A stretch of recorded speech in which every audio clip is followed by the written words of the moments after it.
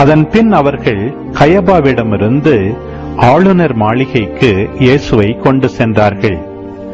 அப்போது விடியற் காலம்.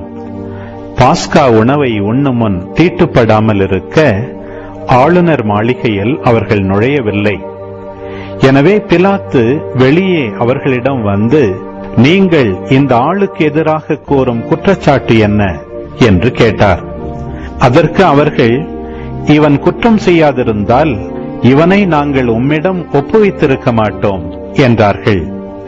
பிலாத்து அவர்களிடம், நீங்கள் இவனை கொண்டு போய் உங்கள் சட்டப்படி இவனுக்கு தீர்ப்பு வழங்குங்கள் என்றார். யூதர்கள் அவரிடம், சட்டப்படி நாங்கள் யாருக்கும் மரண தண்டனை விதிக்க முடியாது என்றார்கள். இவ்வாறு தாம் எப்படிப்பட்ட சாவுக்கு உட்படப் போகிறார் என்பதை குறிப்பிட்டு இயேசு கூறியிருந்ததை நிறைவேறச் செய்தார்கள். பிலாத்து மீண்டும் ஆளுநர் மாளிகைக்குள் சென்று இயேசுவை கூப்பிட்டு அவரிடம், நீ யூதரின் அரசனா என்று கேட்டான். இயேசு மறுமொழியாக, நீராக இதை கேட்கிறீரா, அல்லது மற்றவர்கள் என்னை பற்றி உம்மிடம் சொன்னதை வைத்து கேட்கிறீரா என்று கேட்டார். அதற்கு பிலாத்து, நான் ஒரு யூதனா என்ன? உன் இனத்தவரும் தலைமை குருக்களும் தானே உன்னை என்னிடம் ஒப்புவித்தார்கள். நீ என்ன செய்தாய் என்று கேட்டான். இயேசு மறுமொழியாக, எனது ஆட்சி இவ்வுலக ஆட்சி போன்றது அல்ல. அது இவ்வுலக ஆட்சி போன்றதாயிருந்திருந்தால் நான் யூதர்களிடம் காட்டிக் கொடுக்கப்படாதவாறு என் காவலர்கள் போராடியிருப்பார்கள். ஆனால் என் ஆட்சி இவ்வுலக ஆட்சி போன்றது அல்ல என்றார். பிலாத்து அவரிடம், அப்படியானால் நீ அரசன்தானோ என்று கேட்டான். அதற்கு இயேசு, அரசன் என்று நீர் சொல்கிறீர். உண்மையை எடுத்துரைப்பதே என் பணி. இதற்காகவே நான் பிறந்தேன், இதற்காகவே உலகிற்கு வந்தேன். உண்மையை சார்ந்தவர் அனைவரும் என் குரலுக்கு செவிசாய்க்கின்றனர் என்றார். பிலாத்து அவரிடம், உண்மையா, அது என்ன என்று கேட்டான். இப்படி கேட்ட பின் பிலாத்து மீண்டும் யூதரிடம் சென்று, இவனிடம் நான் குற்றம் ஒன்றும் காணவில்லையே என்றான். மேலும், பாஸ்கா விழாவின் போது உங்கள் விருப்பப்படி ஒரு கைதியை விடுதலை செய்யும் வழக்கம் உண்டே. யூதரின் அரசனாகிய இவனை நான் விடுதலை செய்யட்டுமா? உங்கள் விருப்பம் என்ன என்று கேட்டான். அதற்கு அவர்கள், இவன் வேண்டாம், பரபாவையே விடுதலை செய்யும் என்று மீண்டும் கத்தினார்கள். அந்த பரபா ஒரு கள்வன். பின்னர் பிலாத்து இயேசுவை சாட்டையால் அடிக்கச் செய்தான். வீரர்கள் ஒரு முள்முடி பின்னி அவர் தலையின் மேல் வைத்து செந்நிற மேலுடையை அவருக்கு அணிவித்தார்கள். அவரிடம் வந்து, யூதரின் அரசே வாழ்க என்று சொல்லி அவருடைய கன்னத்தில் அறைந்தார்கள்.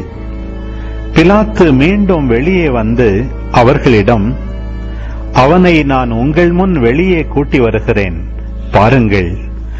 அவனிடம் நான் குற்றம் ஒன்றும் காணவில்லை என்பதை அறிந்து கொள்ளுங்கள் என்றான். இயேசு முள்முடியும் செந்நிற மேலுடையும் அணிந்தவராய் வெளியே வந்தார். பிலாத்து அவர்களிடம், இதோ மனிதன் என்றான். அவரை கண்டதும் தலைமை குருக்களும் காவலர்களும், சிலுவையில் அறையும், சிலுவையில் அறையும் என்று கத்தினார்கள். பிலாத்து அவர்களிடம், நீங்களே இவனை கொண்டு போய் சிலுவையில் அறையுங்கள். இவனிடம் குற்றம் இருப்பதாக எனக்கு தெரியவில்லை என்றான். யூதர்கள் அவரை பார்த்து, எங்களுக்கு ஒரு சட்டம் உண்டு, அச்சட்டத்தின்படி இவன் சாக வேண்டும். ஏனெனில் இவன் தன்னையே இறைமகன் என உரிமை கொண்டாடுகிறான் என்றனர். பிலாத்து இதை கேட்டதும் இன்னும் மிகுதியாக அஞ்சினான். அவன் மீண்டும் ஆளுநர் மாளிகைக்கு சென்று இயேசுவிடம், நீ எங்கிருந்து வந்தவன் என்று கேட்டான். ஆனால் இயேசு அவனுக்கு பதில் கூறவில்லை. அப்போது பிலாத்து, என்னோடு பேச மாட்டாயா?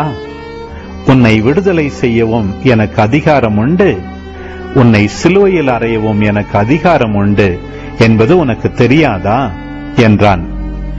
இயேசு மறுமொழியாக, மேலிருந்து அருளப்படாவிடில் உமக்கு என் மேல் எந்த அதிகாரமும் இராது.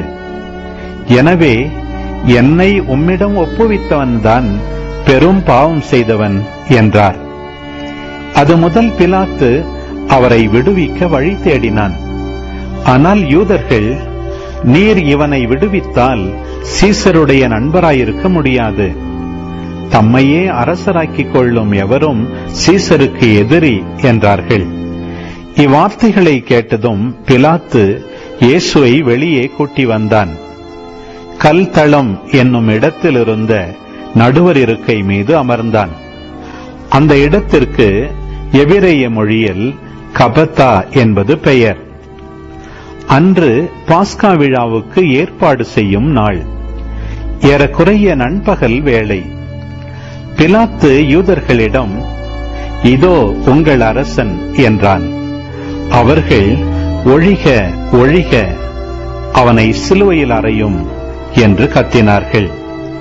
பிலாத்து அவர்களிடம், உங்கள் அரசனை நான் சிலுவையில் அறைய வேண்டும் என்கிறீர்களா என்று கேட்டான். அதற்கு தலைமை குருக்கள், எங்களுக்கு சீசரை தவிர வேறு அரசர் இல்லை என்றார்கள். அப்போது பிலாத்து அவரை சிலுவையில் அறையுமாறு அவர்களிடம் ஒப்புவித்தான்.